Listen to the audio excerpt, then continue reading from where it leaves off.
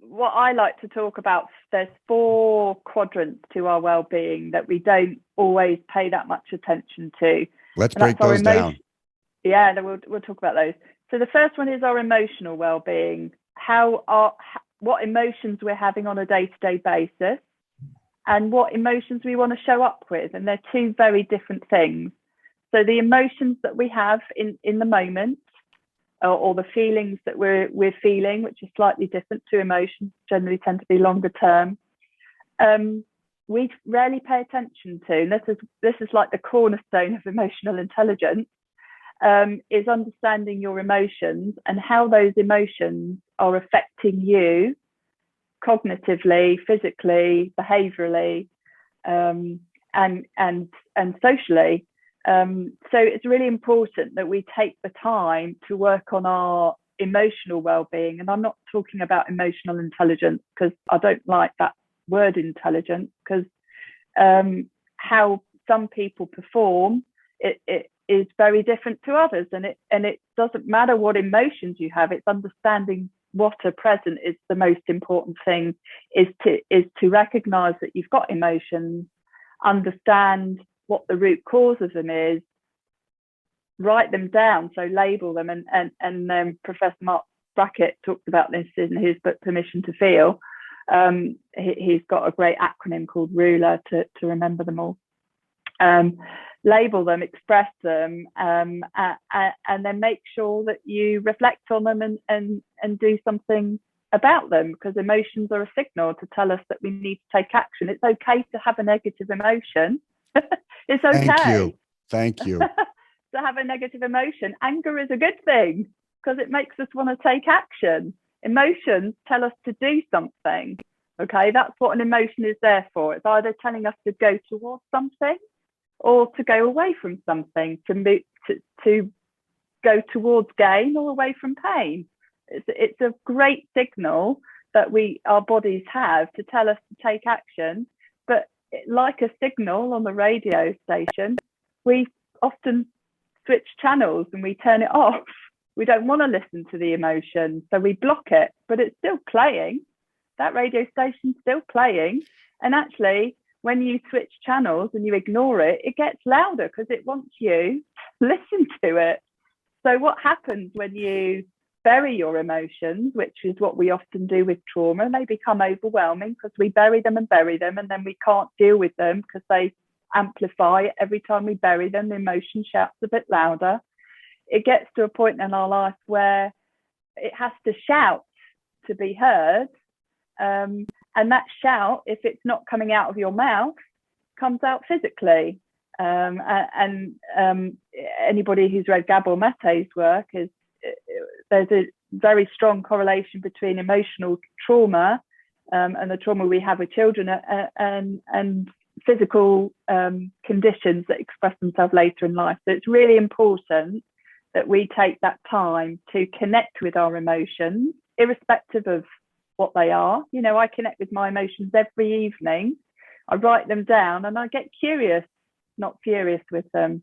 And that's so important, is we can get angry that we're having an emotion. That doesn't always serve us. It's about that emotional curiosity to understand what that root cause is, and then start to unpick it and learn what you can do about it. What is an appropriate action that you can take? That's the first quadrant.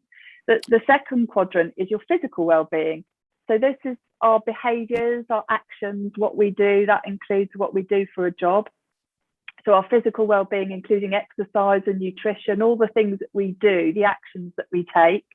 And that's intrinsically linked to our emotions. So our emotions drive our actions.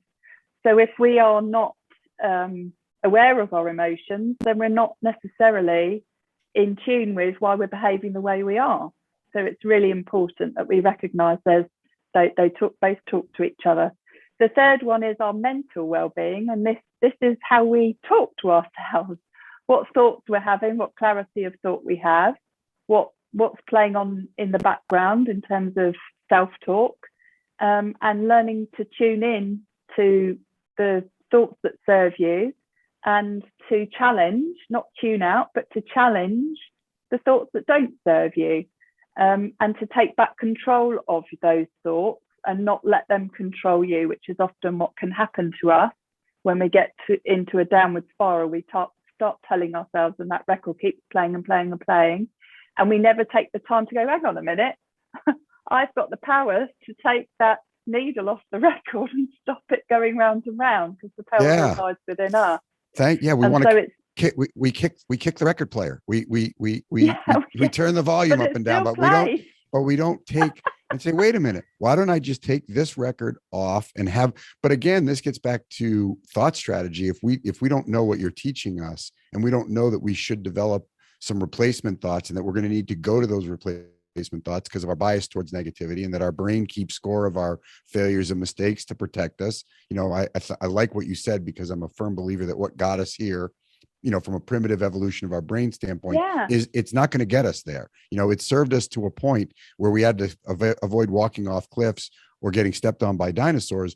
But there's no saber-toothed tigers here in Westlake Village. And I can assure you that what got me here isn't going to get me there. So changing that record is so important. And thank you for making people aware of that emotional quadrant, and the connection to all three of these. And then I know you'll take us through the rest of the matrix. And then the final one of the quadrant of the well-being framework that I use is your spiritual well-being.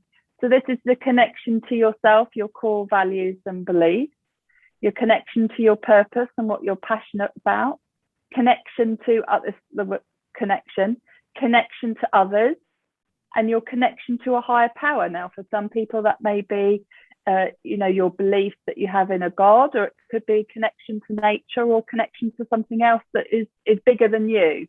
And it's important that we take the time to understand the internal connection that we have to ourselves, and the external connection that allows us to have with other people, and also how we deeply connect with ourselves reflects on how connected we are to the things that light the fire inside of us, and whether we're doing what we're passionate about, and that gives us purpose in life.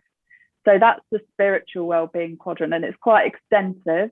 It's not often talked about. We often talk about 3 out of the 4, but we don't always talk about all 4 of those. And it's really important we do, because they all talk to each other, and that makes the whole of us. And inside that circle is our biological construct that got us into the world, and that will play out on all of those 4 quadrants depending on how we are born, and obviously we then shape it depending on the surroundings, which sits outside the whole of us. So it's really important we take that time to look at those 4 quadrants and look at how our surroundings influence all 4 of those, and how our internal biological construct influences us too. Wow. I mean, that's a priceless amount of information. I don't know. I mean, there's going to be a lot of rewinding and going back for the next 8 minutes of this podcast, because I think there's a few things to talk about here. And the first I'll say is intentionality, which is really slowing the car down. Let's stay with this kind of signal concept, because I think it applies. So slowing the car down. And I think we're in a bit of a period where we hear a lot, feelings aren't facts. And that may be true, but we're having them. And so, like a signal light here in the States, we've got red, yellow, and green, or green, yellow, and red. Our that first quadrant is it's telling us something, and slowing the car down enough, instead of just going through the red light. You go through red light, enough red lights, you're going to get in an accident. So slow the car down, and understand, and be a little more intentional about, and I think you used the term curious, and be fascinated instead of frustrated with these emotions. But I think we're all, that dial, let me just turn the dial off. Anger, fear, sadness. For me, it was, take a drink, do a line, take a pill. I want to get rid of that feeling, versus what's a healthy reaction to anger? What's a healthy processing of sadness? It's like, I don't have an anxiety problem. I have a grief problem. I'm grieving. And what I really need to do is grieve this loss, or I have a disappointment problem. And if I pay attention to that emotion, and then say, I think, as you said, write it down, get curious about it, and then figure out what's a healthy way to respond to this. It really is slowing the car down. exactly. And if you don't check in with your emotion, as we all know, when we get road rage, we do something stupid. You know, road rage is an emotion. And so if we don't take that time to take control of the accelerator pedal and the steering wheel, and slow down and use the brake and know where the brake is, and know how to steer out of trouble, we're going to be in a place where suddenly you won't you don't have your foot on the accelerator, your emotions do, and your emotions go and slam the accelerator on because you're not taking the time to listen to them. So they go, right, here we go, I'm going to take you on a ride, and they're connected. Go ahead. And then you're completely out of control because your emotions are driving the vehicle, and you're not driving your emotions. Boy, the world needs a lot of Dr. Ruth Mary Allan.